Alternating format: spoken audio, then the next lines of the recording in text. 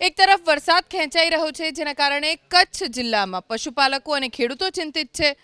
વરસાદની અછતને લઈને અબડાસાના ધારાસભ્ય પ્રદ્યુમનસિંહ જાડેજાએ મુખ્યમંત્રી ભૂપેન્દ્રભાઈ પટેલ, મહેસૂલ અને આપત્તિ વ્યવસ્થાપન વિભાગના મંત્રીને પત્ર લખી રજૂઆત કરી. ધારાસભ્ય પ્રદ્યુમનસિંહ જાડેજાએ અબડાસા, લખપત અને નખત્રાણા તાલુકાના ખેડૂતો અને પશુપાલકો માટે ચિંતા વ્યક્ત કરી.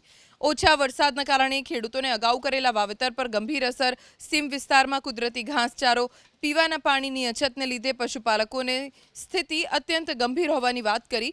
ત્રણેય તાલુકામાં તાત્કાલિક સર્વે કરી અછતગ્રસ્ત જાહેર કરવાની માંગ કરવામાં આવી.